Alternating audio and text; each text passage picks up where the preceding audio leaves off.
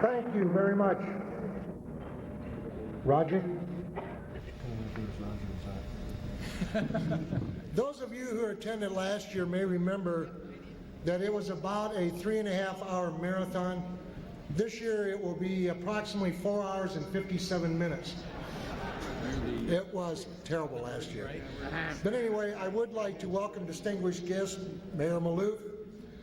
I would also like to congratulate the inductees, the Tri-County coaches and athletes of the year, and also the Neve Harms winner.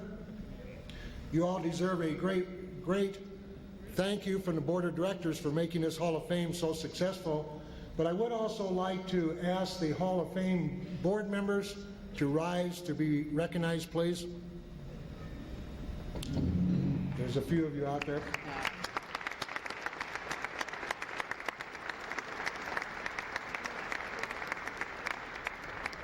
I thank all of you very much. I turn the program back to Roger.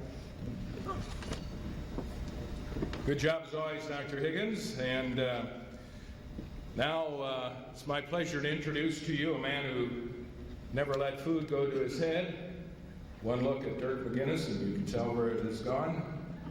Got on a scale this morning, the card bag came back and said, "Come back when you're alone." But he has a great sense of humor and a terrific voice. Give a great welcome to your friend and ours, Dirk McGinnis.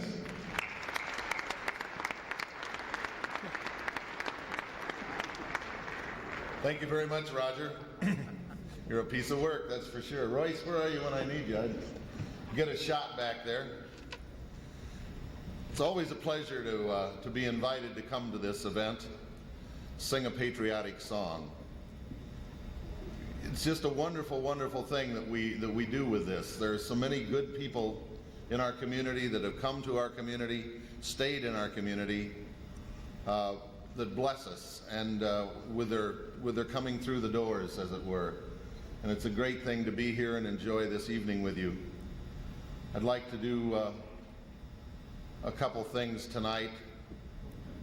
I'd like to start out with, "Oh, beautiful for spacious skies, for amber waves of grain, for purple mountains' majesties, above the fruited plain.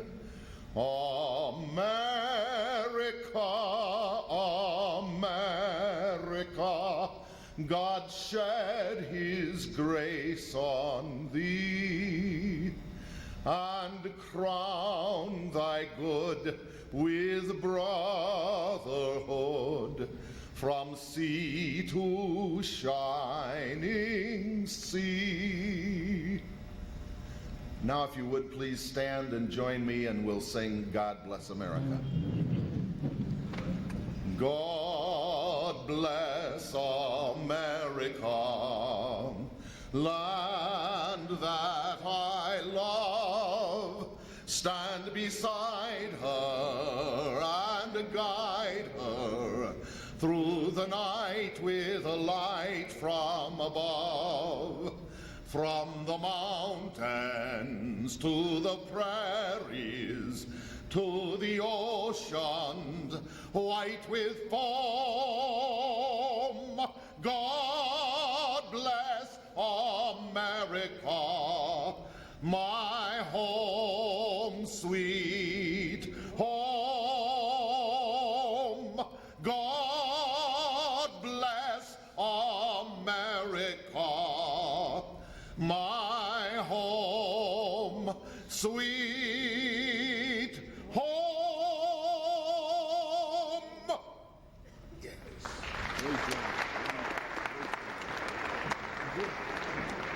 Does great work, doesn't he, for a beginner?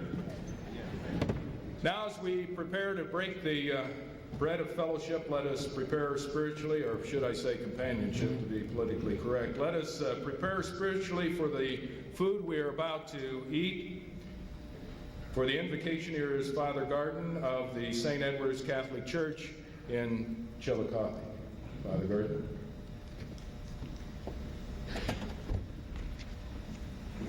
I was told even to keep this short, so thanks God. Just kidding. I was here 2 years ago to do the prayer, and I told my one sports story I know, and it's the only one I know. So last year I got hit in the head by a door, but it was announced that I was in a car accident, and it was kind of nice though because my parishioners brought me lots of food to recover. So anyway, here I am. I'm not too nervous about it. I talked to the minister in our town, Chillicothe, who's an athlete, and I said, I've got to do this prayer at a sports banquet, and I used up my one sports story. Can you help me? He said, you should do what Protestants do, Father. Open the Bible, close your eyes, point a finger. That's what you pray on. So I thought, all right. Open the Bible, close my eyes, pointed. Scripture was, Jesus said to his disciples, if someone comes up and strikes you on one cheek, turn and offer the other. Here's our prayer. Oh Lord, there's been so many strikes this year, we've run out of cheeks. So we ask you to continue to guide us with your wisdom, to bless our abilities, that they may not just prove our skill, but somehow benefit all mankind. Continue to give us courage, that what we do in athletics, we can do in our lives, and thus help better mankind. We ask this through your guidance. Amen.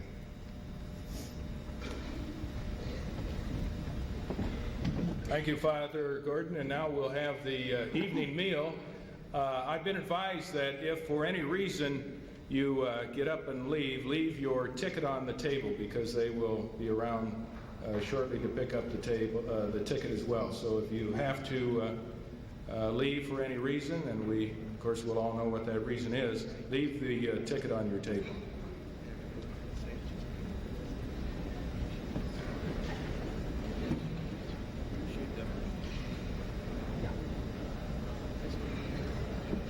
Well, Jimmy, how are you? Monroe, sir, how are you?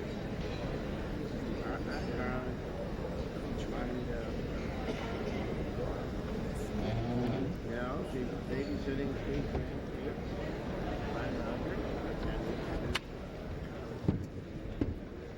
One of the highlights of the Hall of Fame banquet is the recognition of those Hall of Fame members who are able to attend each year this wonderful function. And to do those honors is a man who himself is a Hall of Famer, as well as a member of the Board of Directors. And who can forget his outstanding basketball skills on behalf of Bradley University. Here is All-American Paul Unruh.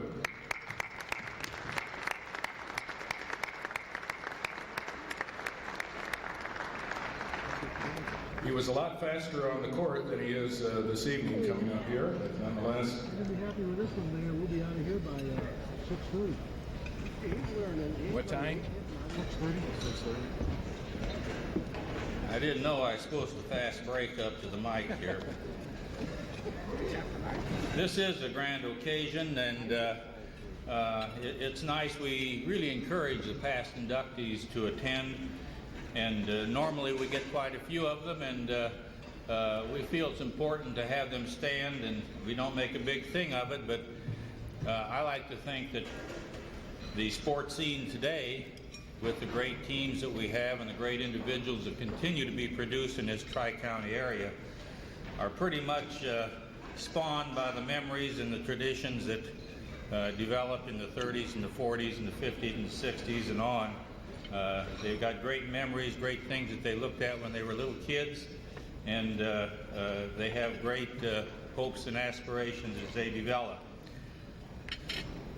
This is always kind of an informal thing, because we don't always know all the past inductees that are present. We try to pick them up as the tickets come in, and we invite them to put their names on the list as they come in the door tonight. So I'll go through the list of the people that are here that we know about, and then we'll invite individuals to stand up and holler and tell us who they are if we miss them. We have a number of tables where we have multiple people. We have Joe Allen here tonight at table 50. And of course, Joe is one of the really great Bradley basketball players that have been present over the years. All of us know Joe Allen and how he handled himself with a bad leg and tortured the opponents time and time again. Joe, are you out there somewhere? Where's table 50? I don't see anybody standing. He's not here, Paul. He's not there? He's not here, Paul. Okay. Oh, there he is. Right That's not Joe Allen. Well, I'll tell you what, there's another great legend at table 50. It's supposed to be Chuck McCord. Chuck, are you there? Okay. Of course, Chuck, former Cat player, former Dieselette coach, long time, noted softball internationally, director of everything, Olympics and all, the whole bit, Chuck McCord. And evidently, Joe Allen, his name is on the list, but I didn't see. We have always been blessed in this area with an outstanding group of lady athletes that go back into the 30s and 40s with various Caterpillar and professional softball and baseball teams, and they kind of gather at table 57. We have Irene Appelgren, we have Irene Pepper Kerwin, we have Eleanor Rudy Rudolph. Tables changed, Paul. They're out there somewhere. Tables changed, but they're out there. Are they out there? Cheryl says the tables changed. They're back there in the corner. Great competitors back when the ladies were just really getting going. We have at table 35 a mass of former Olympians, great Caterpillar players. We have Bert Bourne from Kansas and great NCAA player, Olympian with the Cats. Stand up, Bert. There you go.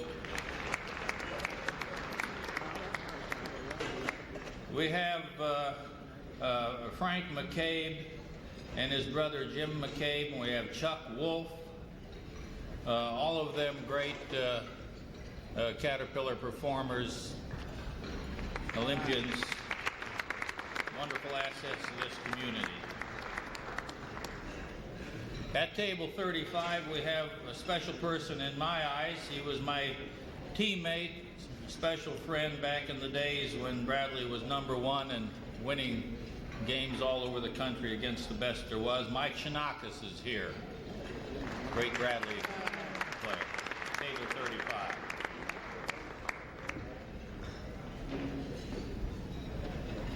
We have some of the elite old-time coaches in our present that have been legends in many ways. At table 36, we have Virgil Boucher, great longtime Woodruff coach. Good to see you, Virg. I think I've made a note here that table 36 also has George Taylor. Did George make it, Virgil? He's passed away. No, No, it should have been Mrs. is Mrs. Taylor there? She's gonna get it. Okay. George passed away, and I think Mrs. Taylor was on the list. Now, we have on the list here Mort Cantor. Is Mort here tonight? He was supposed to come. Mort has been having some health problems lately, and when I saw his name on the list, I didn't know if he would make it or not. Of course, Mort received most of his fame as a basketball coach of the Camp Breckenridge Screaming Eagles when I was down there in those days. He was my coach, and then from then he became the voice of Bradley basketball for years and years. And of course, I'm teasing a little bit there. Beloved voice of the Bradley Braves. Rich Klopper is at table 35, great maker of swimmers and men at Richwoods High School for years and years. Rich, stand up so people can see how you're aging. Paul King is at table 34, and he, of course, retired sports editor, Peoria Journal-Star. Paul, are you there? Yes. And with him at table 34 is Peoria's greatest race car driver, Herb Shannon, a name known to all of us. Herb.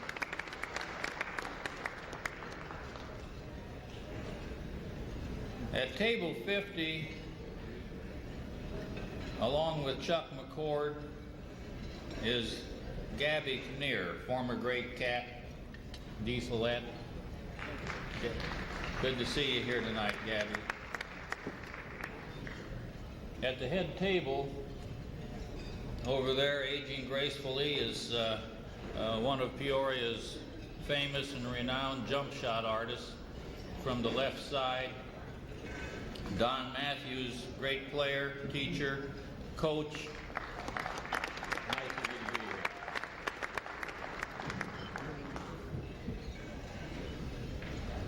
We also honor at table 25 Corky Robertson, who will have more to say as the evening goes on, but Corky, great player, Central athlete, football coach, wonderful individual. We have one of the hated officials here that we all have learned to admire and love. Bob Broadbeck, where are you? I know you're here because I saw you. Bob was one of the greats, and we're happy to have you here, Bob. We have one of the great hockey people in the community here tonight, Peter Bardisbanian. I don't know your table number, but if you're here, there he is, back there. Great. Now, if there are team members, and I know that Jack Clausen, football and baseball player years ago at Manual, I know he's here representing the team. Jack, are you back there? There he is. I would invite the players and people that we may have omitted. If there's anybody over here, would you stand up and tell us who you are? Just anybody this way? How about as we go around? Maybe we've got them all, I don't know. If we missed anybody, we'd like to have you recognized. Royce would like to be recognized. Yeah, Royce would be recognized. Okay, well, my closing bit of enjoyment that I have here is that I want Quentin Yerby to come forward. Quentin, wake up, I know you're here. Somebody push him into the middle. We have a special occasion here, Quentin. We need your help. Does anybody here not know who Quentin Yerby is? There he is. Come up and come right down. We've got a path in the middle of the carpet here you're supposed to walk. Come right up here. Yeah.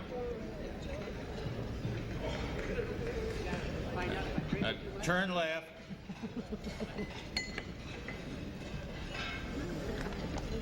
Turn right, come up the steps.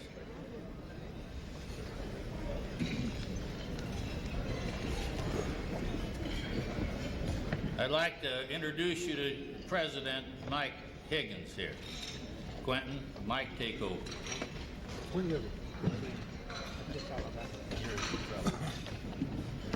Folks, as Roger mentioned earlier, this is our 14th annual Hall of Fame banquet. The Hall of Fame started approximately 17, 18 years ago with a few members. Quint Yerby was one of the original members of the Hall of Fame committee. Quint started out as executive secretary, treasurer. He just did everything for us. The past few years, Quint has been the program chairman. Every year he has outdone himself. This year's program is just one of the most beautiful programs we've had yet. And in recognition, the board of directors would like to present to Quint Yerby in special recognition for his many years of dedicated work in producing the program booklet for the Greater Peoria Sports Hall of Fame. Quint, I'd like to present this to you.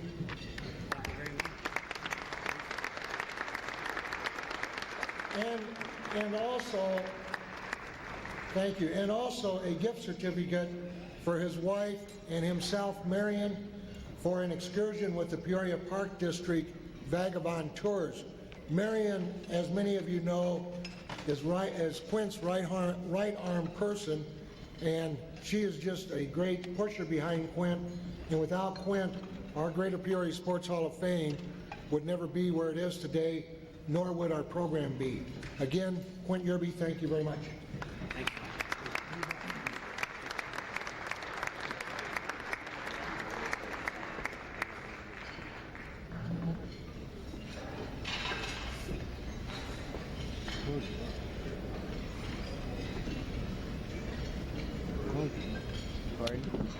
Well, that's right.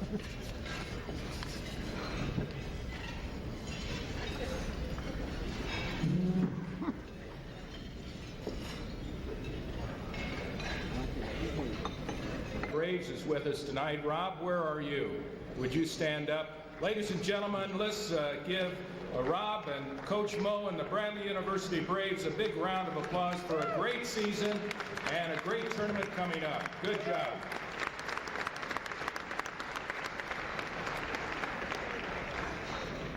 And I'd like to introduce those folks here at the head table at my far right, your left, the Executive Secretary for the Sports Hall of Fame, who does an outstanding job helping us pull this all together, helping the folks on the board pull things together, Cheryl McDonald.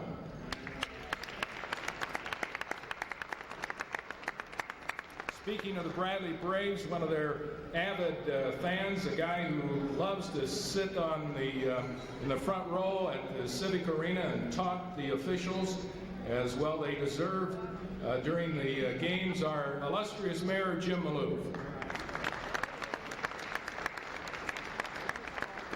Next to his honor is Lynn Schertz, who is a guest of Dr. Higgins, and then of course Dr. Higgins. We give them both a round of applause because I know they love to be recognized as a lovely couple here tonight.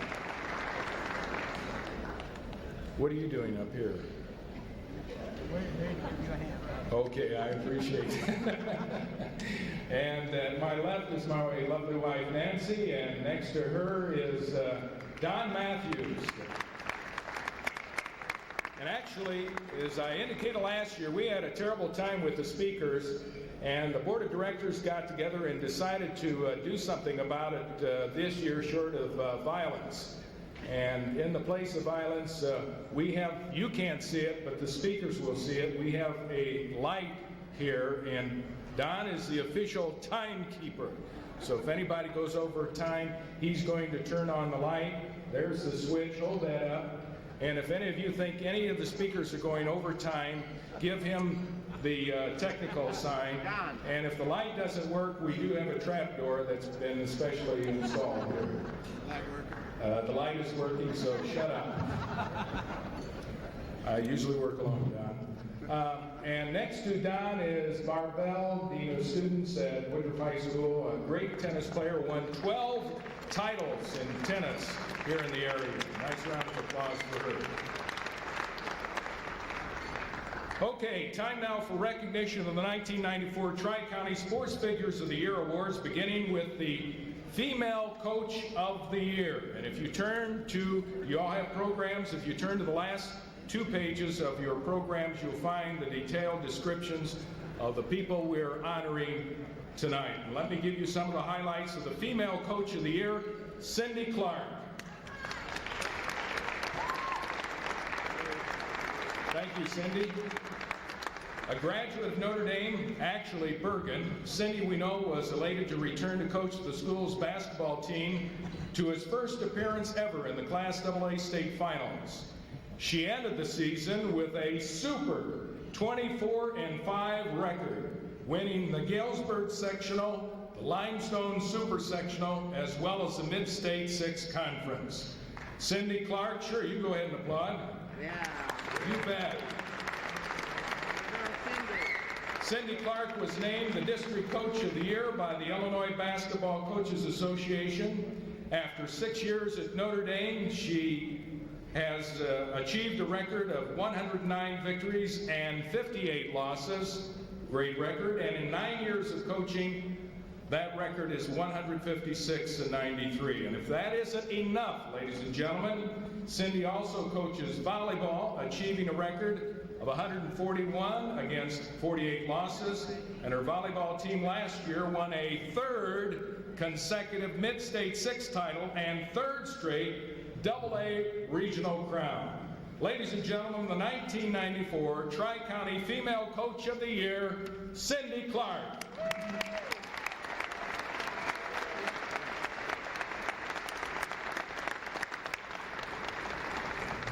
Well, I promise you won't have to put a T up and take me out because this is going to be short and sweet. It is a tremendous honor to be here tonight. This is the kind of recognition that most coaches only get to dream of.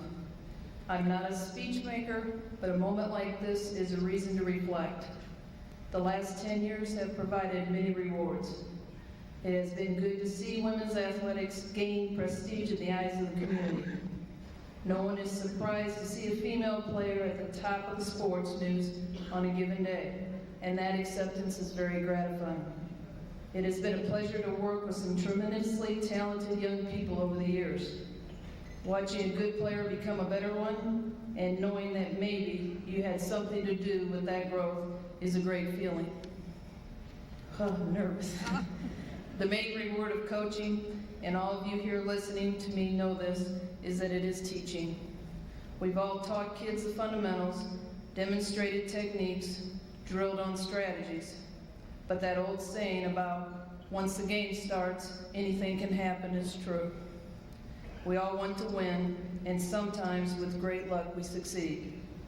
What we're really teaching them is how to keep it something, to try again and again to make this one the best.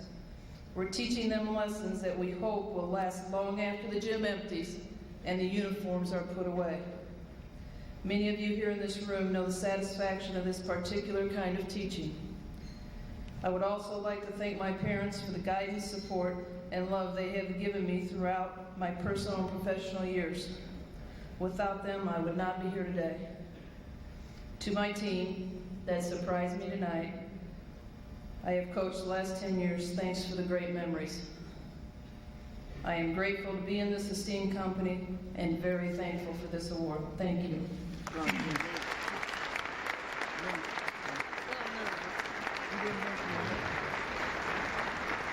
Come on, folks, let's give her a standing ovation. Looks like an oil painting out there. Great job.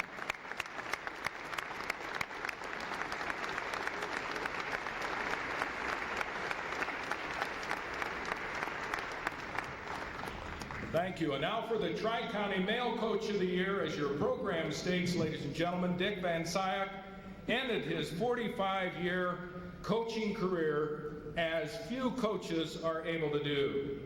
He and his Manual Rams won the Illinois State High School 2A championship. It was his first state title, and that win gave him a record of 826 against 400 losses, and that makes him the coach with the most wins in the history of Illinois prep circles. It should be noted Coach Van had taken Manual into the Final Four at Champaign, as many of you know, 5 times, placing third twice, fourth once, second once, before winning it all last year to the joy of everyone here in Central Illinois. A member of the Illinois Basketball Coaches Hall of Fame, Dick was one of 4 finalists for the National Coach of the Year award last year, and I'm sure we all would like to know who won that over him. Dick has also coached Armington and Washington high schools. By the way, he won 8 titles at the Pontiac Holiday Tournament. No stranger to the Greater Peoria Sports Hall of Fame, he was named Tri-County Sports Figure of the Year in 1991. What a pleasure to introduce to you the Tri-County Male Coach of the Year, Dick Van Zyl.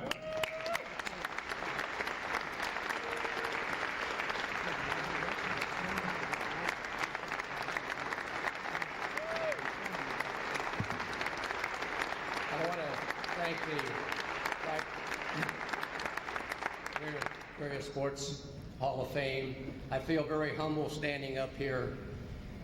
You know, I wish all of my players, assistant coaches, fans, and people who have been in support of our program down through the years could be up here. I see so many people out there that's had so many good things to make it possible for me to be up here. I feel very humble. And I'm scared to death of the green light, and I'm also concerned about the trap door. Thank you.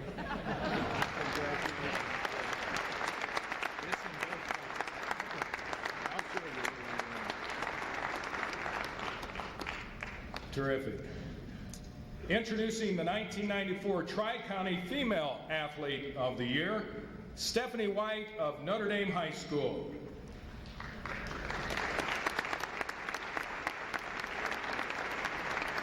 Here is a great athlete in not 1 or 2 sports, but you can count them 3. In basketball, she helped Notre Dame make its first appearance in the AA state finals, averaging just under 16 points a game with an average of 4 rebounds and over 4 assists.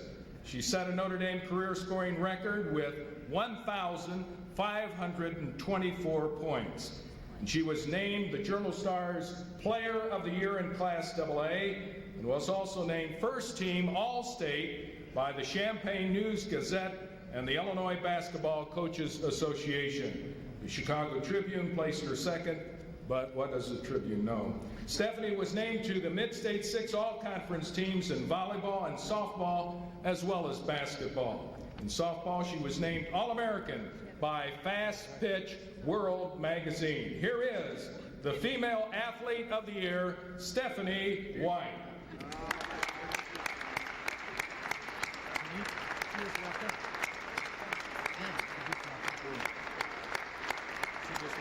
This is Stephanie White walking up. She just came in from Lincoln, Illinois.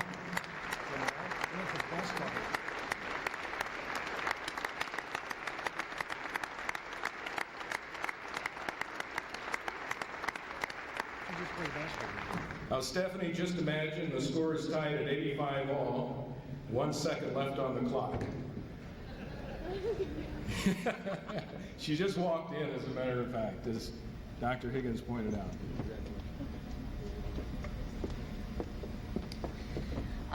I didn't know I had to make a speech until about an hour ago, so I'd like to thank God, and I'd like to thank the board, and I'd also like to thank my family and my friends, because there's so much more than just me that's receiving this award. It's everyone that had anything to do with me, and my coaches especially, but most of all, the most important thing that means so much to me is my teammates, and they have so much to do with this award.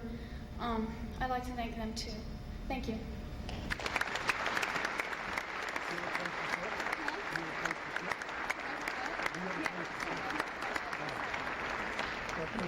Come on down here a minute. Well done, Stephanie. Next is the 1994 Tri-County Male Athlete of the Year.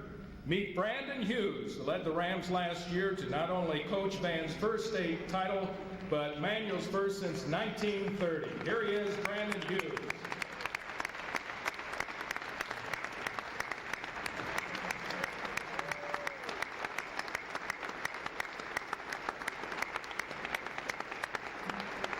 And what a thrilling game it was, as we all remember so well, as Brandon sank the 2 winning free throws. A scoring machine, Brandon averaged over 20 points per game and exhibited a confidence few high school players possess. He was named to the Mid-State 6 All-Conference team. He was the Journal Star's Metro Player of the Year and was selected to All-State teams by the Chicago Tribune, they finally got it right there, Chicago Sun-Times, Champaign News-Gazette, and the Associated Press. Other honors included Male Athlete of the Year by the Illinois High School Association Sports Report and an award from the Illinois Basketball Coaches Association. From Barton County Junior College in Kansas, ladies and gentlemen, the Tri-County Male Athlete of the Year for 1994, Brandon Hughes.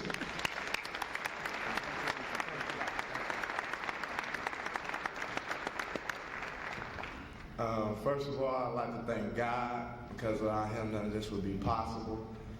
Second of all, I'd like to thank my family sitting over there. I'd like to thank all the coaches, Coach McClain, Coach Van, Coach Westy, Coach Meissner, Coach Kenny, and Coach Stowe, because they helped me throughout my high school career. I'd like to thank all my football coaches, because they stuck with me through everything. They knew that basketball was my first sport, but they still helped me a lot with the football. And I'd like to thank all the administration at Manual, Mr. Shipman. He kept me out of a lot of trouble at Manual.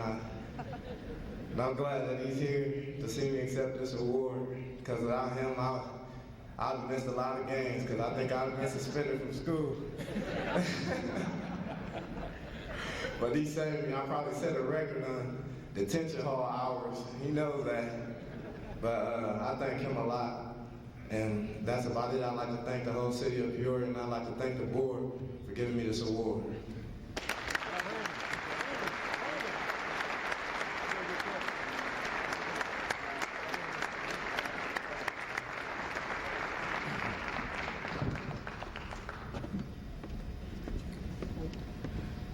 The next award honors the memory and good works of Neve Harms, who served as director of Proctor Recreation Center and superintendent of the Peoria Recreation Department for many years. Neve is the benchmark for community service in sports.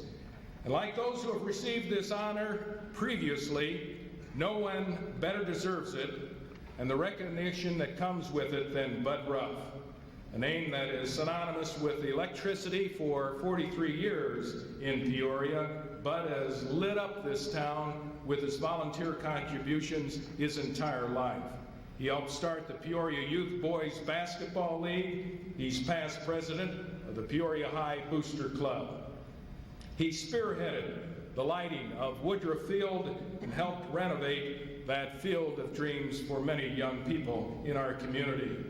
He's been involved in the Pioneer Homestead Program for Youth at Summer Park, the Park District Youth Baseball Advisory Committee, the Tri-County Sports Board, Bradley Chiefs Club, and the Old Timers Baseball Association, where he probably has done the most keeping Quinn Yerby organized. And that's no small achievement. Recently honored by the Peoria Park District for his contributions, ladies and gentlemen, recognize this year's Neve Harms Award for Meritorious Service to Sports, Bud Ruff.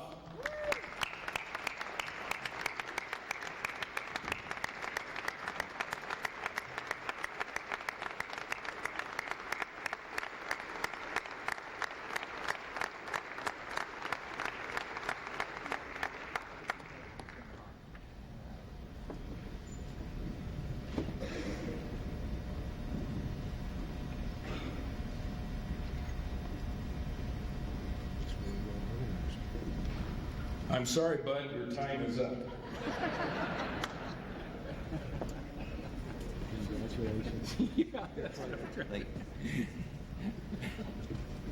There's no trap door here. You're stuck with me. Oh, thank you very much. Especially thank to Quint and Miriam for nominating me. Also, if it wasn't for Quint and Corky Robinson, myself and my family probably wouldn't be involved in the work that we are. They're great people. This touches me. But I think we have a wonderful community, and it's nice to be a volunteer for it. but I want to thank my family. All of them have been very active in volunteerism and continuing, and my church for what they've done for Peoria youth. And I have to be good tonight. My pastor's here. My daughter's pastor gave the invocation, so I guess I have to cut it short. But thanks to everybody that's made this possible. I couldn't do this by myself. Thank you.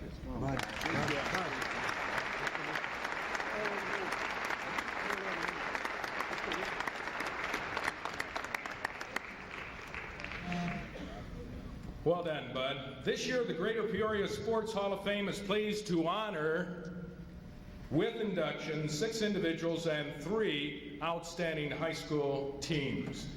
And to begin the introductions, it's my pleasure to invite the very talented sports writer for the Journal-Star, Phil Theobald, to come forward to do the first honors, a guy that has not let success go to his clothes, Phil Theobald.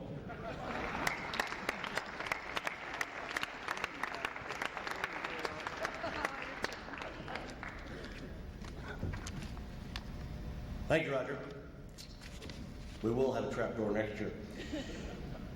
I am here to introduce the first of the enshrinees for this year's class in the Greater Peoria Sports Hall of Fame. He can talk as long as he wants to because we misspelled his name in the program. Dave Darnell, retired coach at Eureka College. I tell you about Eureka College. When he came there, very small, very unsuccessful. He recruited, one kid called him and said, I'd like to come there and play basketball, coach, but it may interfere with my classes. What time are practices? And Darnell said, what time can you be here? He said, what time can you be here? David coached 20 years at Eureka College. Told his wife Bonnie when they went into the situation that it was going to be a family thing. He'd coach some, she'd coach some.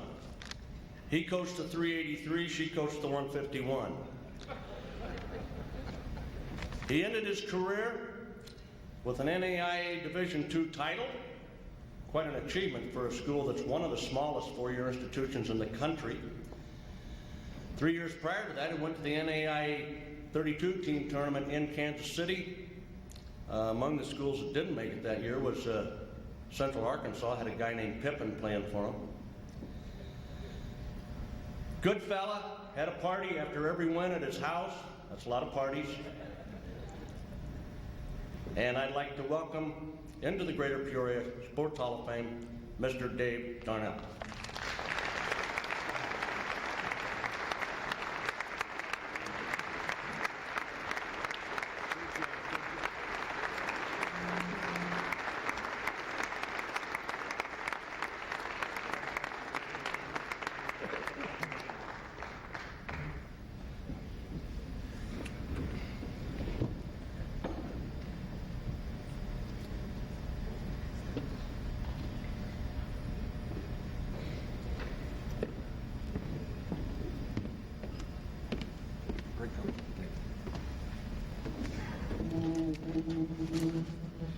First of all, I think that Phil and I fit in very well. This is the first time I've had a tie on in 5 years, and my wife and I fought for 2 hours deciding, do I wear this tie and this shirt, or do I wear my normal sweater? And after not trying these kind of shirts on for 4 years, I finally had to get my son-in-law's shirt in order to get it on, and this is the absolute truth.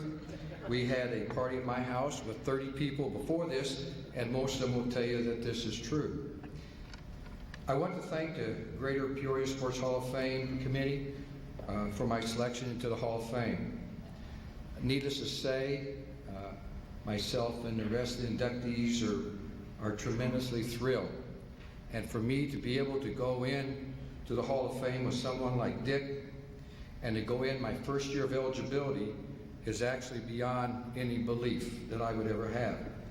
I thank Phil for my introduction this evening, and he and I do go back some 20 years when I first took over the head basketball coaching job at Eureka College. In the past year, so many good things have happened to me. As Phil mentioned, to coach a national championship team, to be named NAIA Coach of the Year, both by the NAIA and College Sports Magazine, to be selected Conference Coach of the Year, and now to be inducted into the Greater Sports Hall of Fame. I don't think there's anyone could ask a better year than what I have just went through. It is very pleasing for me to be able to share this honor with some 30 friends and family that gathered with me this afternoon and again here tonight.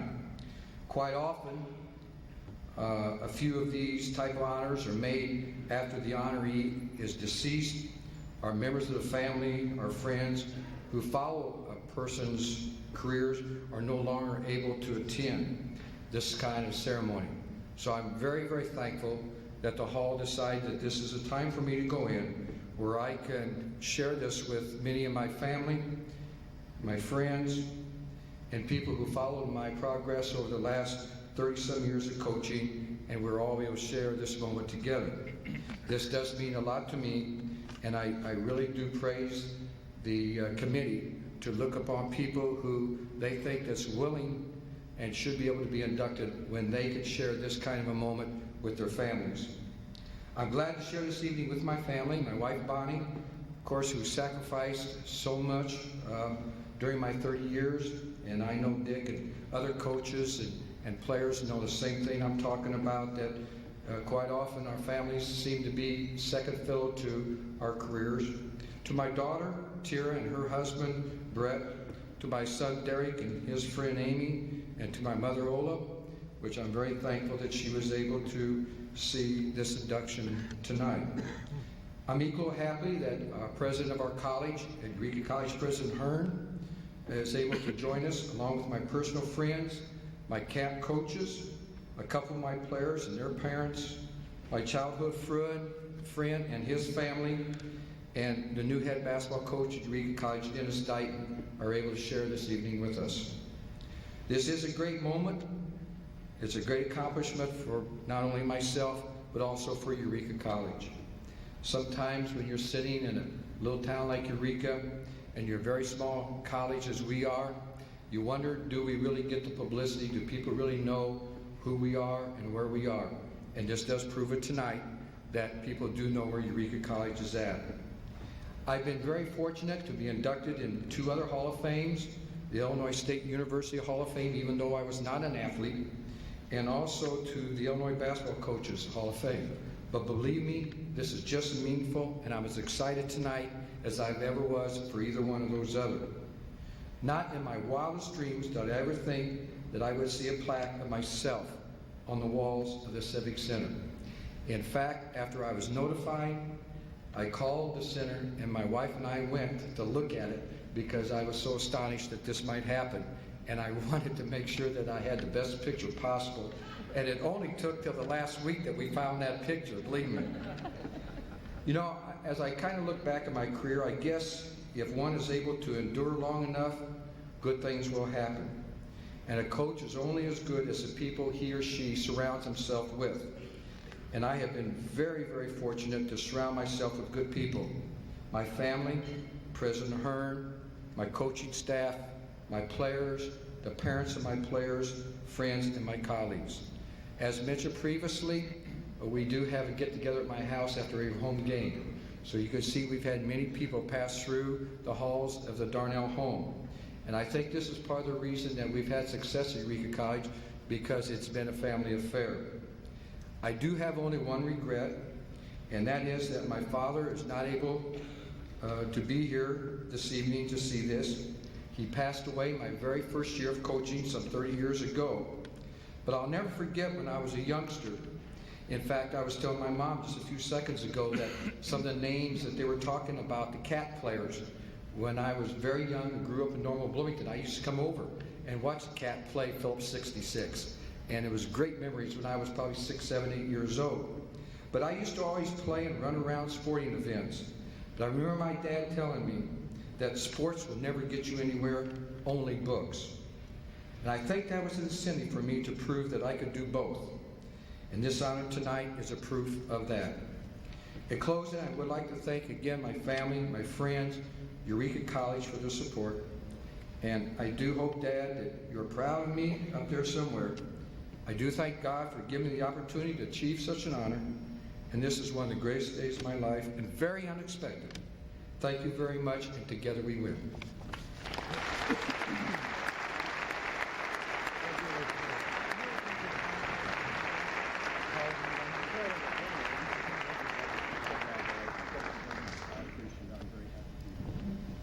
Let's ask everybody that's from Eureka to stand up and give them the Peoria welcome. Everyone who's from Eureka to see Dave receive this honor. Great. Glad to have you all here.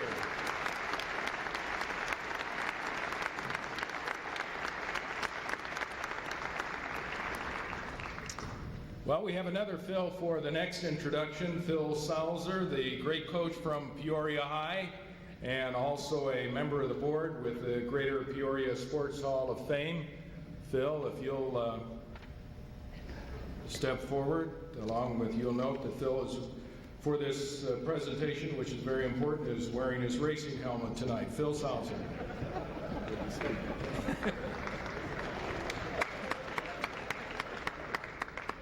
If you've got an unlisted number, I'm going to get it and give it to Quentin. Don, you can't start it yet. Please. I've got an announcement. Roy Gummerson, who many of you know out there, and all of you know what a fine man he is, he wanted me to congratulate everyone tonight and wish everyone happiness. Roy just got out of the hospital last Monday, and for some of you who are good friends of his, I thought you might want to know that. But he is well. He said he's okay. He just couldn't, the doctor would not let him drive down tonight. Indeed, it's a pleasure to introduce the next person that we are going to induct into our Hall of Fame, Jack Heinzman. Now, Jack was a great track and field man with the emphasis upon field. Of course, in high school, he attended Peoria High School in the early 40s. He set the school record in the long jump, which stood for 24 years, and I just happened to notice the person sitting out here, Scott Russell, who broke that long jump record in 1968. That's an awfully long time for high school records to stand.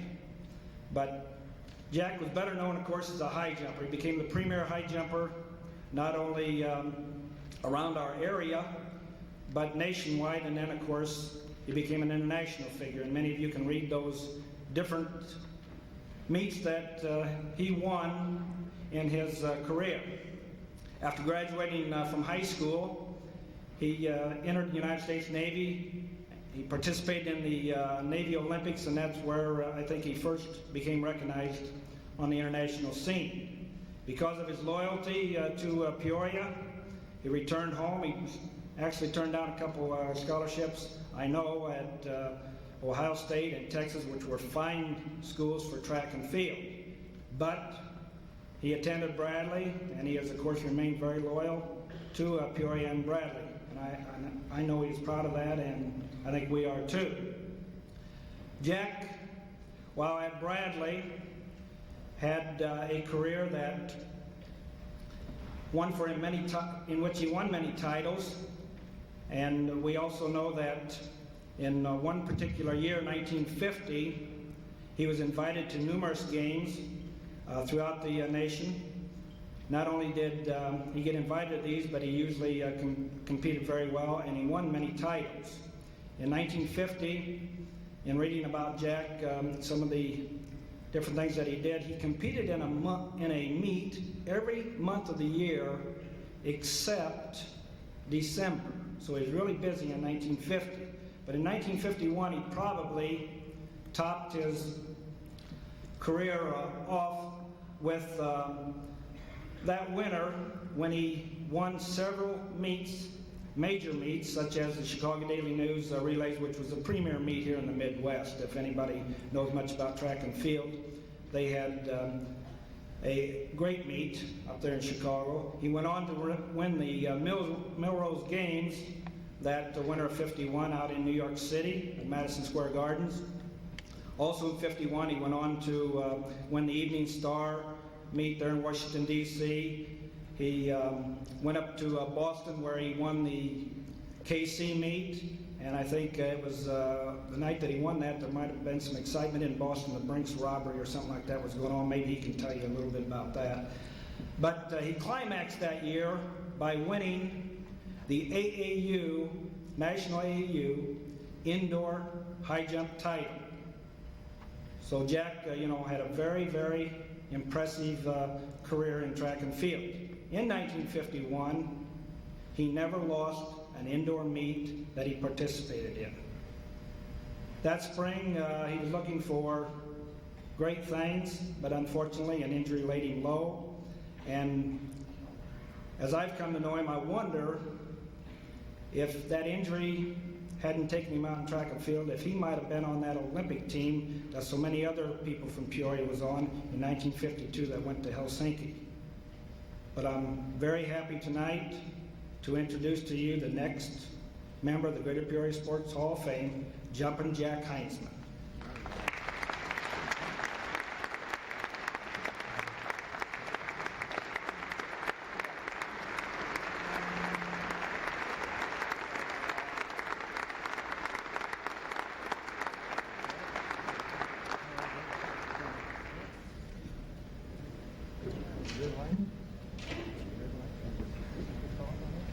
If you're wondering why the delay, the program is being videotaped tonight by Jan Craig from the Richwoods High School TV studio, and copies of the program will be made available to those people who are interested in that, and they're shooting them prior to coming up for their remarks.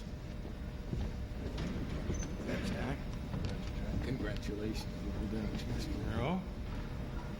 Good evening. Phil is very kind. Do I have any time left?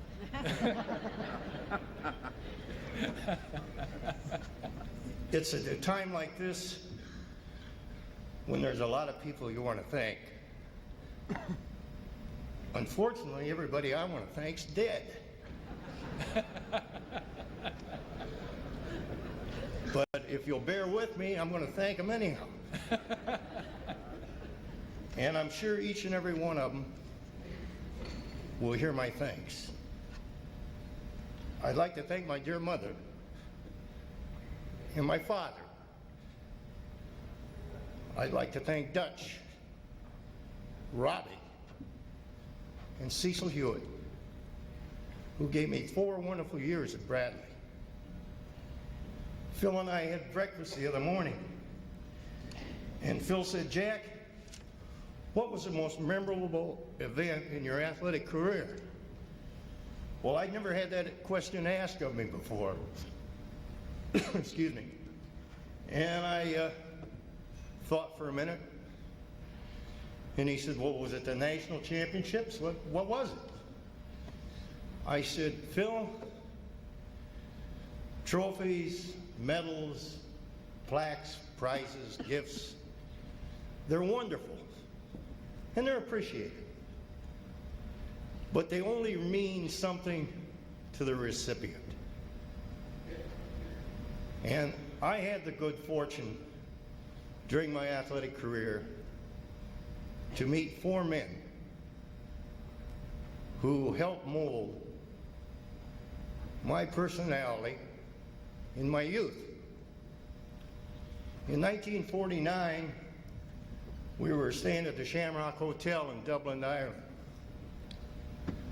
And I'm going down the steps to breakfast, and this little guy with a mustache and a tweed coat comes walking up. And he looked at me, and I can't tell you what he said, but he said something to the effect, "Well, I'll be a..." And he said, "Aren't you one of those American athletes?" I said, "Yes, sir, I am, and who might you be?" He said, "I'm Walt Disney." He had a party for us that evening,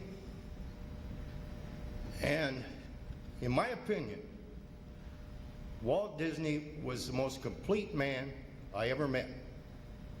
He was a man's man, a lady's gentleman, and every kid's best friend. In '48, I went out to Peoria Airport and they were holding the plane for me. Thank God we always flew American. That was the only one you could fly in those days, and it was always late. But as I got on the plane, they all knew me, and the manager out there said, "Jack," he said, "sitting directly behind you is Jack Dempsey, the Manasseh Mauler." So I got on the board, approached the only vacant seat, and I looked at the gentleman, and I said, "Might you be Jack Dempsey?" He said, "Yes, young man, I am." I said, "Could I shake your hand?" He said, "Of course."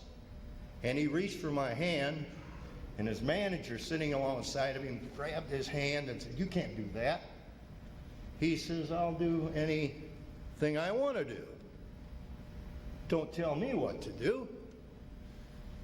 The hostess said, "Would you please sit down? We'd like to get in the air." I said, "Okay." So we shook hands, and it was like my shaking hands today with my 4-year-old grandson.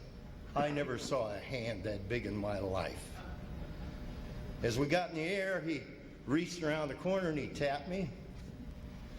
I unbuckled and got up, and I sat on the seat arm, and we talked all the way to St. Louis. And I was going on to Austin, Texas, to the Texas Relays from there. And the last thing he said was, "Win those relays." I did. I set him a new record. I set a new Bradley record. And I got to give Jack Dempsey credit for that win. In '49, we were going to the Nationals out in LA. And probably some of you older people might remember the name Avery Brundage.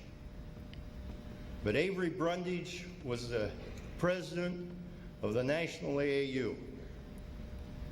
And he was the most feared man in the world in amateur athletics. He wore detachable collars and cuffs. He never had his picture taken in his life with a smile on his face. And so we get to Chicago, and as I recall, Bob Richards and Dyke Edelman and I were running for the airplane. They beat me. The last seat on the plane was next to Avery Brundage. I flew from Chicago to California in the company of Mr. Avery Brundage. He smiled practically the whole way. He asked a lot of questions. He was genuinely interested in me. The last thing he said was, "Good luck. I hope you win the Nationals." I won the Nationals. I thank him. The other person I'd like to thank is a gentleman that'll go down in history, and that was Jesse Owens. Jesse officiated the high jump in the Chicago relays. Well, Peoria being a suburb of Chicago, as they referred to it in those days, I was a, so to speak, local boy. And I had the good fortune of being in the Chicago relays about a half a dozen times. And Jesse was always and I called him Mr. Owens. He was always the official in the high jump. He always, that red light mean anything? About a half hour ago. Good. But anyhow, and I won the relays 2 or 3 times, but I won them in '50. And in '51, I went back and I was running for CYO of Chicago then, and I graduated from Bradley. And when I walked on the floor, the old boards up in Chicago Stadium, Jesse came right up to me and shook my hand, and He says, "You're going to back them up back to back this year, Jack?" Well, I knew. Jesse Owens knew who I was. And that's always kind of stuck with me. And I won it. And when the meet was over, I got a program. And I said, "Mr. Owens, would you autograph this for me?" He said, "Sure." He autographed it. "Congratulations, champ. Jesse Owens." I went in to take a shower and I laid the thing on the bench in the locker room and somebody stole it. So help me God. And it would behoove me not to say that I thank you all for this pleasurable moment. Thank you very much.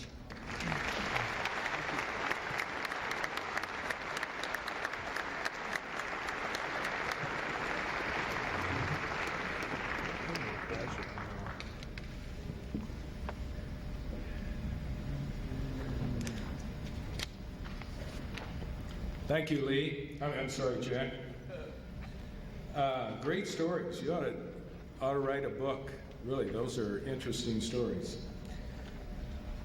All right, another member of the board and a great tennis player in her day. As a matter of fact, she won 12 titles herself while playing tennis. She's Dean of Students at Woodruff High School. Please welcome Barbara Bell to introduce and honor the next inductee.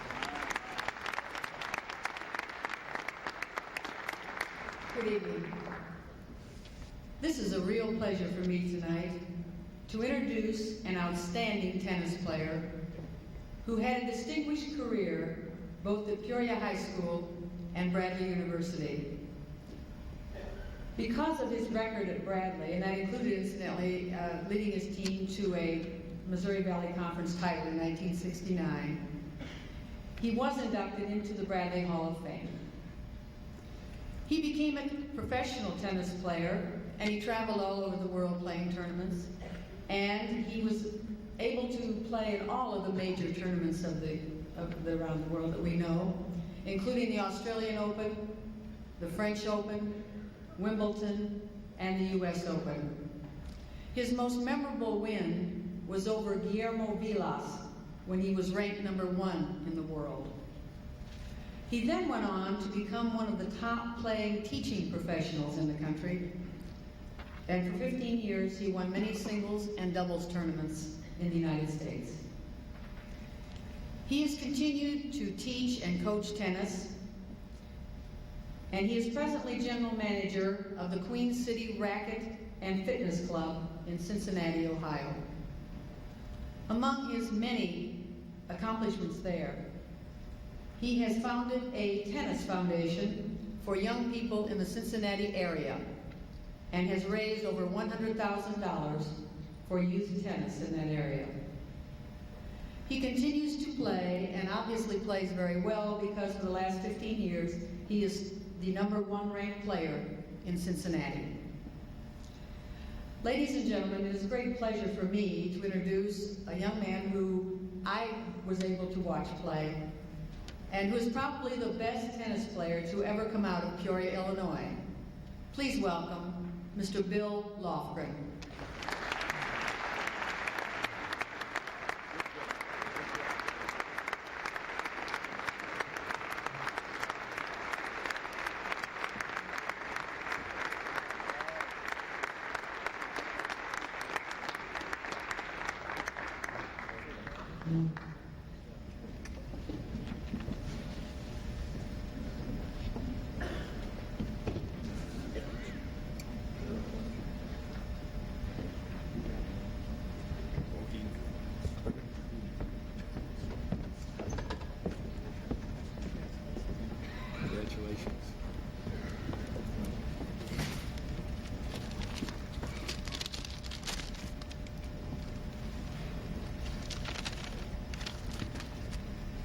When I think of aging athletes, I'm reminded of a story I recently heard about an over-the-hill athlete trying to stay in shape by jogging.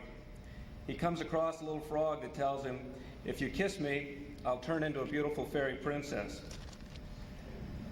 Well, the jogger picks up the frog and puts him in his pocket and keeps on jogging. After a while, the frog says, "How come you haven't kissed me? Turned me into a beautiful fairy princess." And the aging athlete says, "At my age, I'd rather have a talking frog."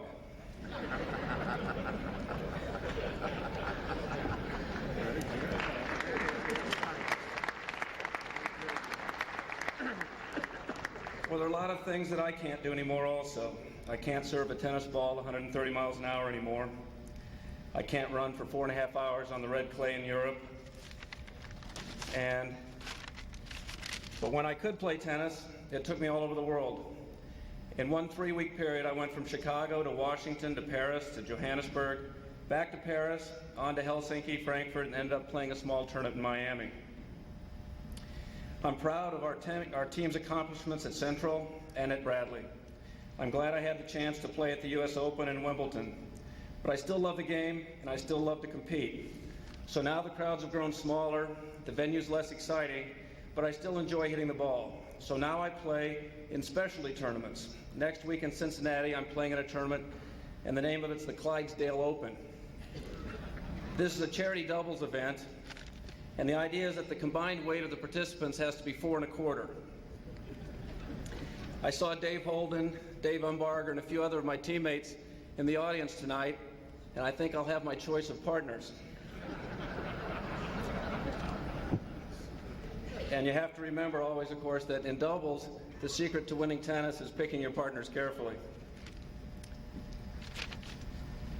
I guess I really have my sister to thank for pushing me into a life of sports. I learned at an early age that although I enjoyed competing, what I really enjoyed was winning. So when she would bring home her report card, and it always had straight A's, and mine would come home with straight C's, I realized that sports would be a better choice for me. She continued to ace the classes, and I started to get a few aces on the tennis court. Although tennis is considered an individual sport for the most part, you need competition, coaching, mentoring, and friends to excel. Peoria had a tight-knit group of tennis players, fans, and administrators in the 60s and 70s. I've made a list of the ones that made tennis exciting for me and hundreds of others like me during that period. Of the names on this list, I think you'll recognize most of them. But there's only one person in the room that will recognize them all, and that's my dad. He's my #1 supporter and fan. He didn't understand tennis when I first started playing. His background was basketball, baseball, and track. But by the time I finished my career, he'd become the president of the Peoria Tennis Club and knew every professional player on the tour, what their ranking was, and where they were from and what college they went to.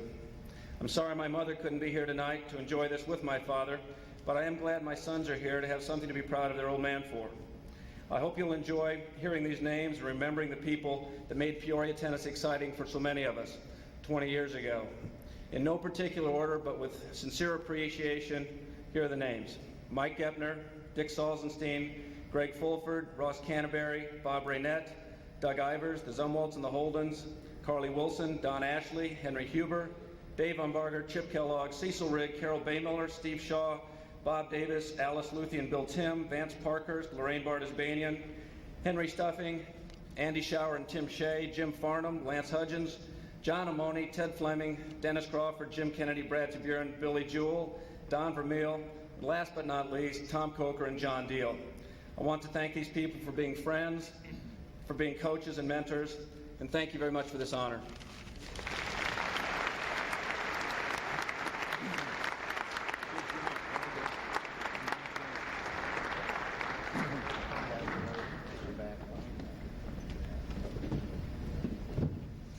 All right, we've honored 3 individuals into the Hall of Fame. Time now for our first high school team. This is the 1965 Manual Baseball team. To do the honors, the former sports editor for the Peoria Journal-Star, this is Paul King. All right.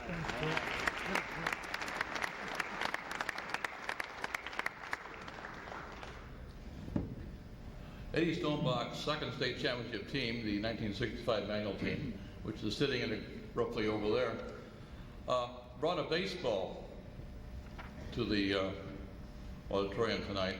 Someone did. And it's a baseball used in the 1965 state championship game. And it's almost brand new. And there's a bunch of names on it, maybe there's a few more now. And someone said, you know what, it's brand new because Tim Marks pitched that game and either walked or struck out everybody. And Manuel beat St. Viator High School of Arlington Heights 4-2, and Tim Marks struck out 7 and walked 11. But that isn't the whole story of this game, really, which is the title game. Manuel had 2 very successful pitchers.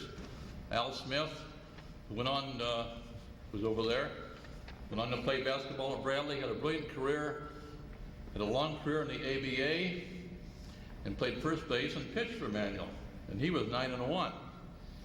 And Tom Cassidy was a sophomore, was also 9-1. So Al Smith pitched the first game in the state, went 12 innings, he held his opponents scoreless. Manuel finally scored, he struck out 13 and gave only 3 hits. So Tom Cassidy pitches number 2, beats Decatur MacArthur 9-1, also gave only 3 hits. But you have to have a pitcher for the third game. So Tim Marks got the starting job. Now Tim had pitched no more than 2 innings over total, I'll back up and change that. For 39 days, he pitched no more than 2 innings at a time, and 17 innings all year. So he was given the task of winning a title game. But every so often, as the team came off the field, Al Smith had his arm rubbed to get it in shape, and he said it felt pretty good. So after Tim had struck out his 7 and walked his 11, Al came in and pitched the last inning, and Manuel was state champions. Now this was a team, a lot of good hitters. Al hit over 400. Many players hit 390, 370, a lot of doubles, a lot of triples. But it was pitching, really, that made them so outstanding. They held the opponents under 3 runs 19 times. They had 10 shutouts. They won their first 14 games, which made people think that, well, Eddie's 1950 team was unbeaten, maybe this one might be too, but then they lost 3 of the next 5, and they went into the state tournament grind and won every game, of course. Now, the second game had one interesting little item, I thought. And again, Tim Marks was the hero. Jim Anderson is on second base, and Junior Jones is on third base against Decatur MacArthur. And Tim hits a little topper between third base and the pitcher's mound. He beats it out. Jones scores from third, not unusual. But Jim Anderson scores from second base. And the Journal-Star at the time said, this has to be the shortest 2-run single in the history of the state tournament.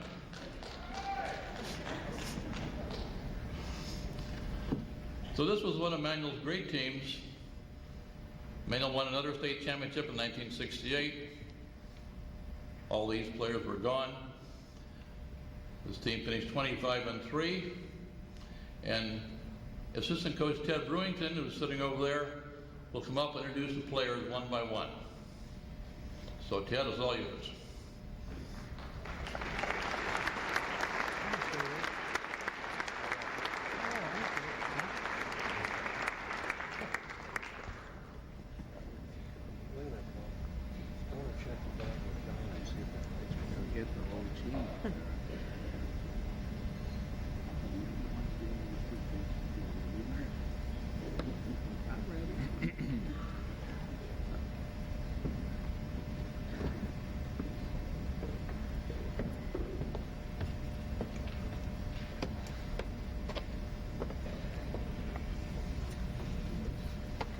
Thank you.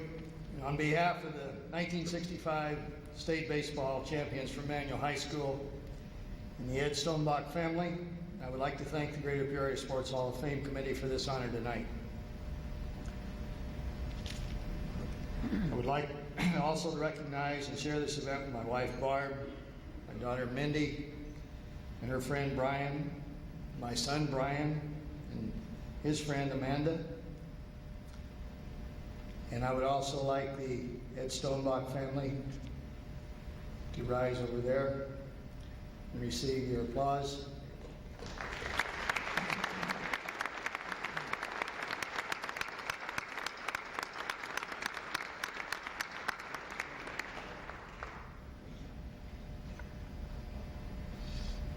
Ed, as you know, passed away, and it's a great loss to the community, to his family, and we were all shocked when it happened.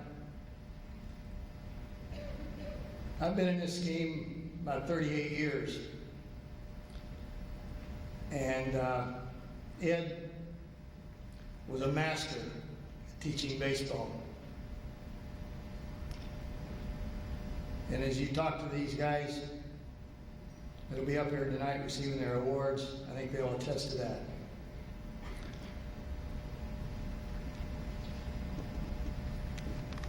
I would like the state champions 1965 to come up here and receive your awards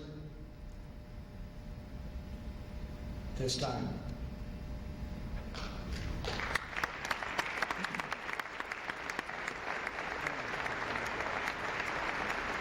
I'll just call the names out.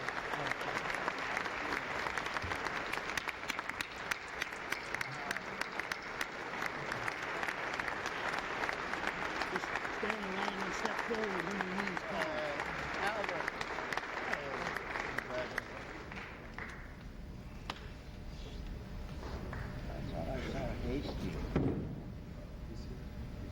When I call their name, the gentleman will step forward.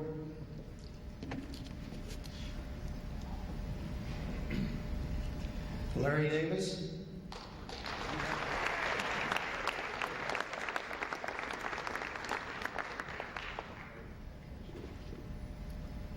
Larry was an outfielder and was a good hitter for us.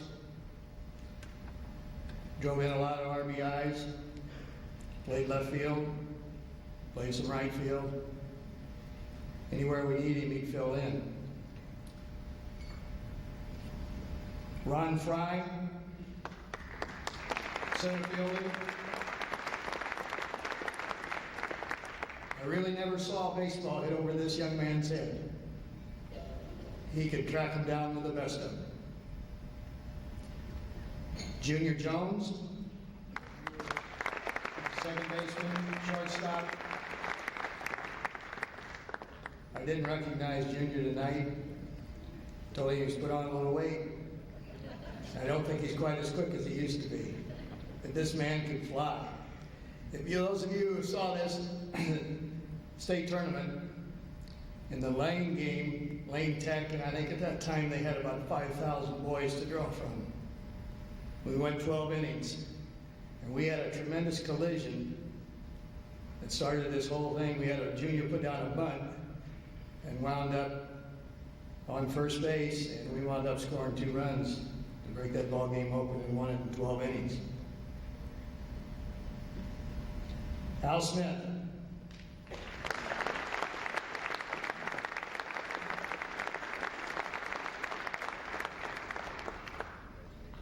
Most valuable player in the state tournament.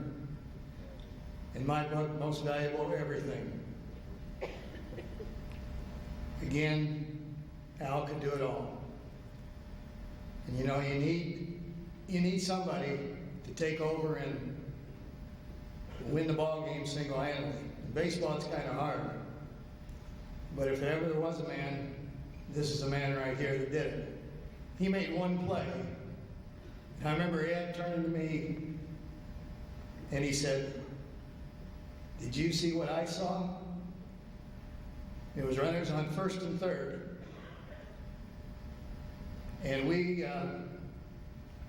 had called one of our 5 different defensive plays to use if the opposition was going to steal second base, try to double steal on us. And there was a ground ball hit before we could even get the sign to him. Al made a tremendous play, came charging in, picked the ball up with his gloved hand. He's left-handed, of course, looked to second base, completely twirled 360 degrees, fired the ball home to Maury Fierce, and there was a tremendous collision there. Maury held onto the ball and the guy was out. But this was a play that we just couldn't believe. Al Smith. Jim Anderson.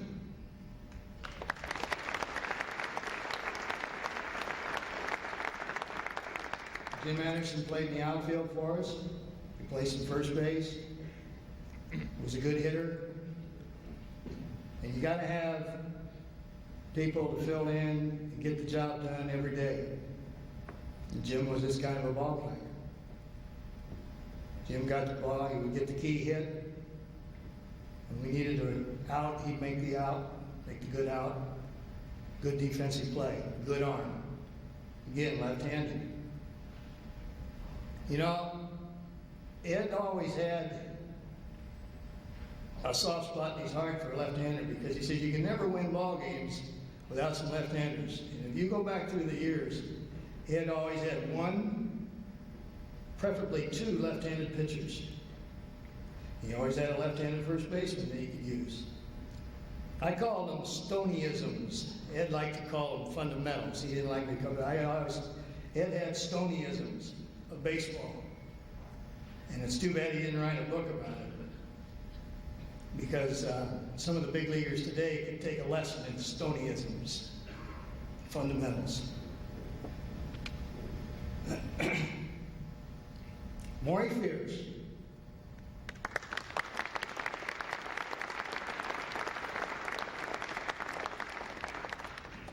Maury was our catcher, along with Al Hodson. I don't think Al made it tonight, did he, guys?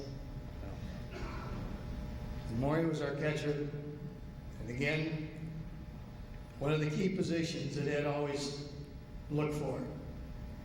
Pitching was number one, catching was number two. He said you could have the best pitcher in the world, but if you don't have somebody that can catch the ball, you're going to be chasing back the screen all the time. And Maury will attest to it. He worked on blocking the balls. It was one thing that Ed was a catcher himself, and he took great pride in pitching and catching. And Maury did a great job. Tom Anderson.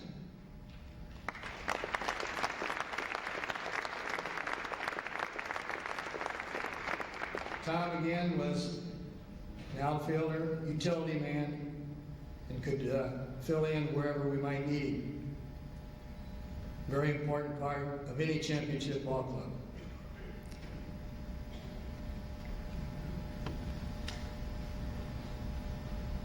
Dick Isaacson.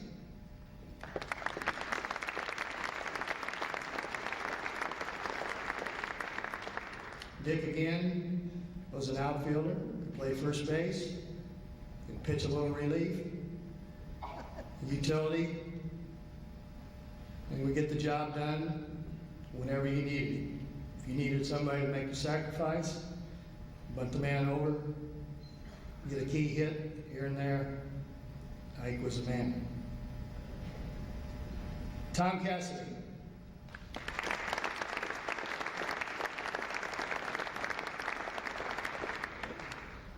Left-hander, left-handed pitcher.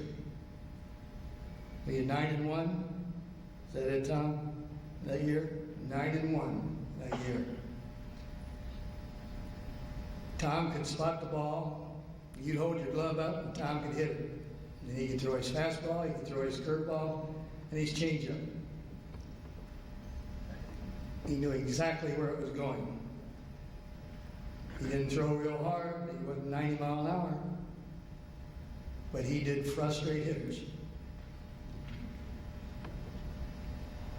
Greg Hasty.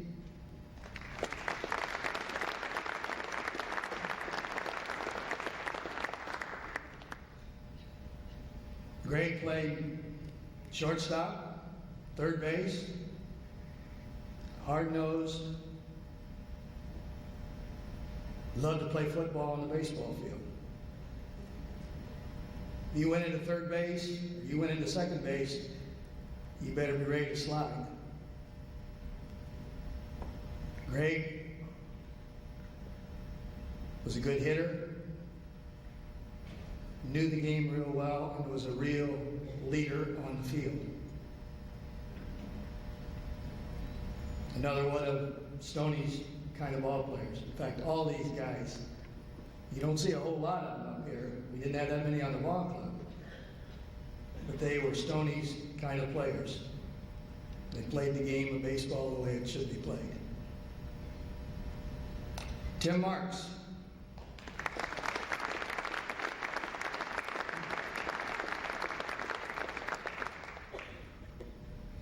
I tell you, in that championship game, I was tired of massaging Al Smith's arm, and I'm sure Al was tired of it, because every time Tim would walk somebody, I'd be down there massaging the arm, and he said, "How's he doing? Is he ready to go in?" I said, "No, let's let Tim ride it out a little bit." I'll tell you, he did one heck of a job. Ed always had 3 pitchers. You might not see them until the time, and he told me at the beginning of the year, I've never told you guys this, but he told me, made a prediction. He said, Tim Marks is going to pitch the championship game. And he was right.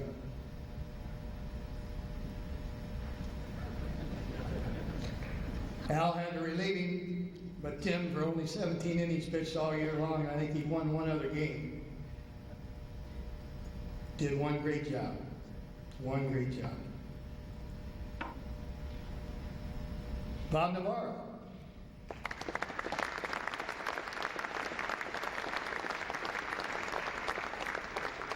Bobby was a shortstop, second baseman, could play anywhere on the infield. Could play the outfield if you want to use him there. But again, he was quick, and a sure glove, strong arm, made contact with the ball, and hit the ball on the ground. For those of you who saw Ed's teams play and knew Ed, one of the things that he, again, it's a Stonyism.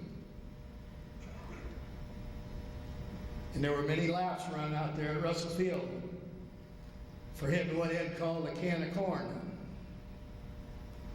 A can of corn is a fly ball that's easily caught, and all you got to do is catch the ball. Ed wanted contact. He wanted the ball hit on the ground, because then 3 things can happen, and had to happen. You got to field the ball, you got to throw it, and somebody's got to catch it. And that's the way he played the game. Bobby Navarro was one of those players. He hit the ball on the ground, made contact. Bob Nelson.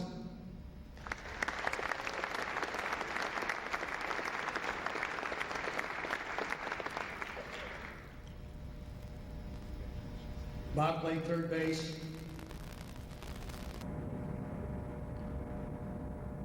And coached manual baseball for several years. And I can remember Ed telling him, block the ball. Block the ball, Nelson. Get in front of it. If you can't field it, get in front of it. Maybe you got a chance to throw it. Throw the guy out. But again, Bob was one of a hard-nosed, good hitter, made contact, and was a great contributor to this state championship team.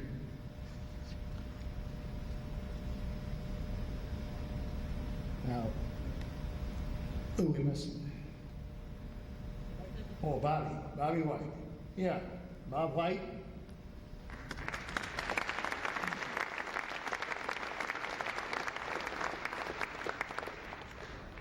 Bob was an infielder, outfielder, could play again, all positions. Contact hitter, and could manufacture runs. This whole club could manufacture runs. One of the things that Ed built his clubs on was, again, pitching and Stonyisms. He could manufacture a run. If we needed 1 run, 2 runs to win a ball game, this club could get it. If we needed 10 runs, this club would get it. And we're not going to hit home runs. We're not going to hit 10 home runs, but we would dig, scratch, claw Till we did. Bill Hill.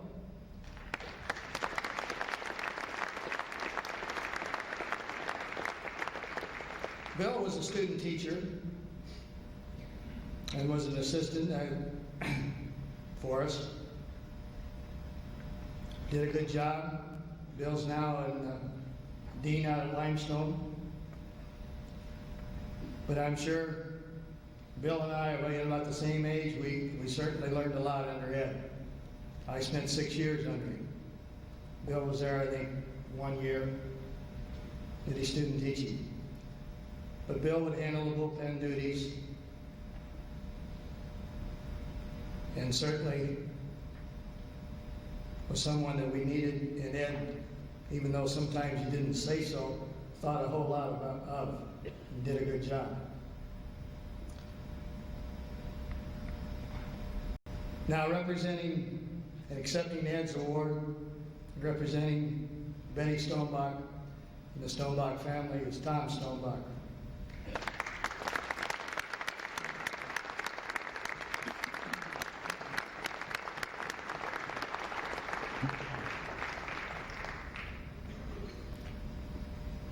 Tom remembers some of this.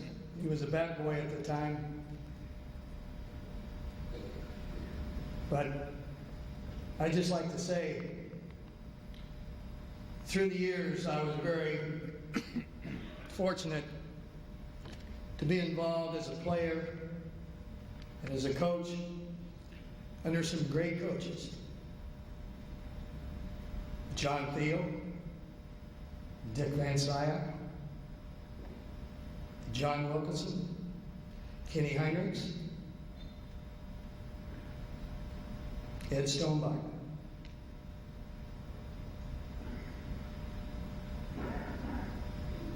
Ed was truly a baseball legend. Truly. I have, over the years, many people come up and say, how would this 65 club compare with the state champions of today? Now, Eddie was asked that question, I know many times, and he'd kind of duck it. He'd say, well, how'd they compare to my 50s? And he'd say, well, we had 2 left-handers again, and the same old adage. But I'm not going to duck it. I'm going to be honest with you. This ball club could beat the state champions today.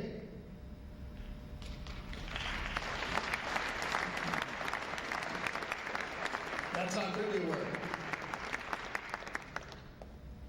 That's how good they were. And if you had Ed Stonebach coaching them, they wouldn't have a chance.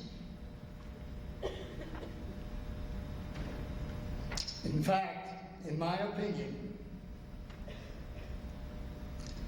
youth baseball today and high school baseball in this area has not been the same since the retirement and death of Ed Stonebach. Thank you, Ed. There's number 2.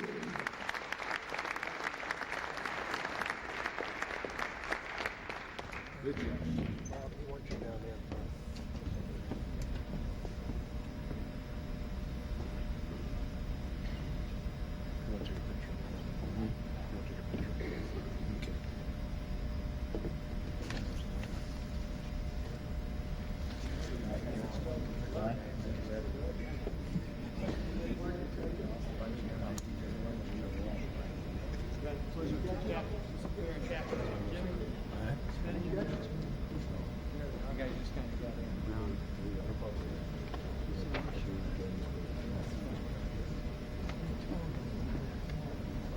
As they pose for the video, ladies and gentlemen, once again recognize the 1965 champion Manuel Rams.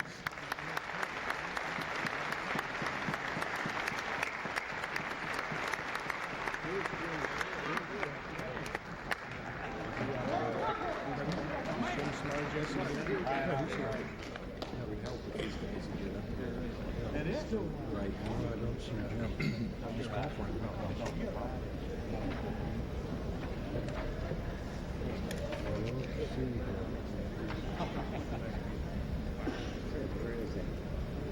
Okay, Jim Smart Jesse, is Jim here? He has the honor of introducing our next inductee. Many of us have known Orville for many years. I'm not too sure how Orville pronounces his last name officially, but Jim does. Good luck, Jim. Thank you.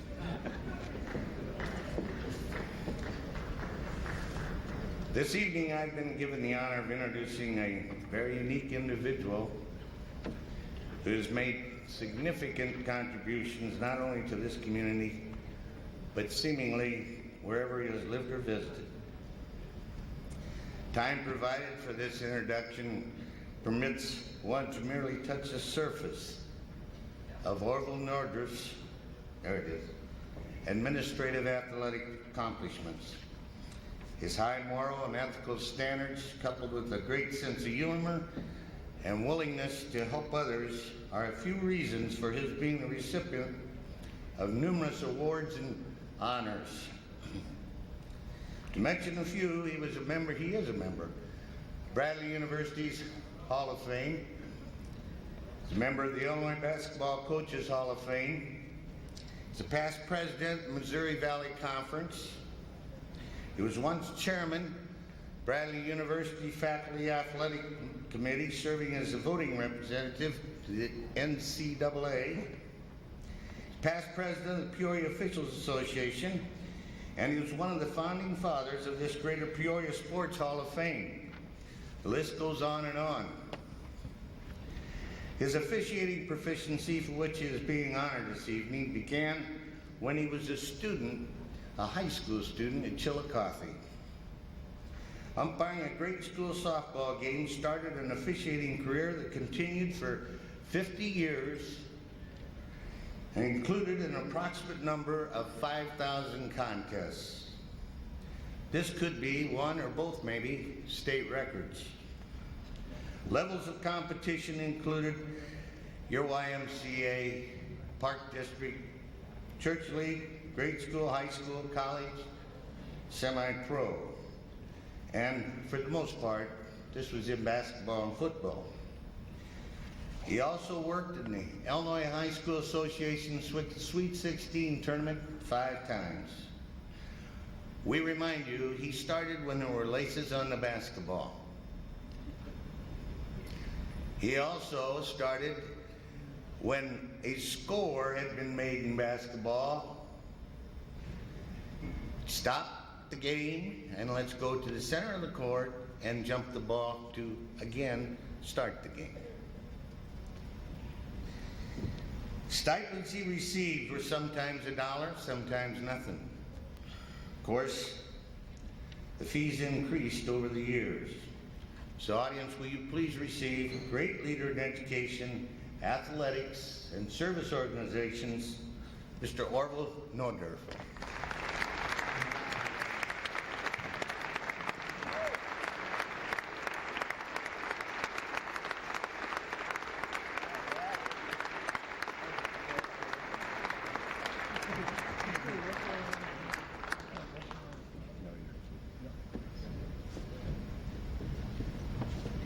Probably blow the whistle when you get there. Oh, there you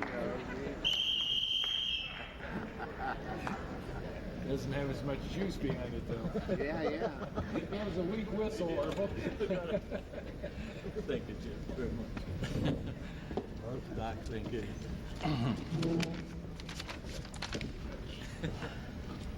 It's game time. The Star-Spangled Banner is being played. I say my prayer. Please give me the strength to work hard, and may I always be fair. The place is jammed and rocking. The battle is ready to begin. Everybody hopes for a win. What greater thrill is there to be right out there a part of the action? I've got the best seat in the house, and I didn't have to pay to get in.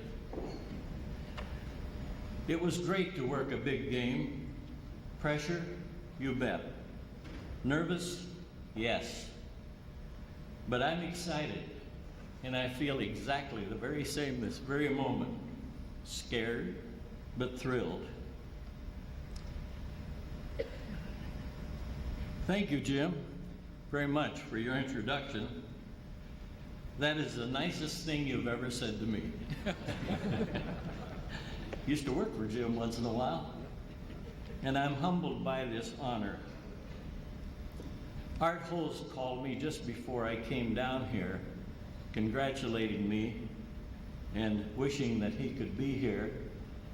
I like to think I helped Art a little bit get started, and he wanted to be sure to say hello to all of you because he considers this one of his greatest honors. As coaches talk about officials before a game, officials talk about coaches. And we'd say, he or she is a jumper. Let's get them off. Don't let them get off that bench. I'm really honored tonight to be with my fellow honorees. They were jumpers. Jumpin' Jack could jump. It took him the world over. Darnell couldn't sit very long, quietly. Lofgren could bang those overheads. Coach Van was noted for his quickness off of the bench. And smart as he wasn't bad, and he had a voice to go with it. Speaking of Coach Van, at Eureka High School, this was after the center jump was eliminated after every basket. But I was very proud to be one of those officials that worked games when Coach Van played at Eureka High School. And he was a good one. I call him one of my boys, and I'm proud of it. Jim, can I assume that I'm being honored tonight because I never blew one? Yes, I did miss a few, but not many. Why did I work so long, 50 plus years? Well, I liked 99 out of 100 coaches, players, and fans. I enjoyed competing. I was dared. It was a challenge. I had to keep proving to others and to myself that I could still do it. And I was lucky. In that period of time, I saw lots of changes in football and basketball, most all of them for the better. In the NCAA and MVC, if there was a movement for some reforms, the big guns were brought in to quiet it down. That means the famous coaches, athletic directors, and athletes. Officiating is a great profession. I'm glad to be retired, but I miss some of the things. I received lots of advice, and it was all free. Come on, can't you see that? He never touched him. He nearly killed my man. You better not come back to this town. What nursing home did they get you out of? That really happened. And the crowning blow was as you were leaving the gymnasium, somebody would say, "Too bad you missed the game." I have a few tributes and appreciation to give out to my dear wife, Mim, and 3 wonderful daughters who are sitting over here. There was lots of understanding and love. Believe me, they had to be the patient, wonderful kind. Then another tribute is to the coaches, so often not appreciated. No one works harder than coaches, and they affect the lives of so very, very many people. And I always appreciated being invited to work a game for many coaches. I'd get fired once in a while, but pretty soon they'd hire me back. And to the fans, the great majority who were good people. To my fellow officials, honorable men and women, rarely, and I underline this, rarely, ever convicted of wrongdoing. You know, that's tremendous. Proud just to be a part of it. Can you imagine what would happen today if there were no referees? And to the press and the media, all tolerant of me and my officiating. My last tribute to the Hall of Fame board, which makes all of this possible. Those pictures on the wall bring many fond memories, and every time you pass them, it will recall many wonderful things that we've had in our area and community, made possible by this board. Thank you, and may the good Lord continue to bless us all.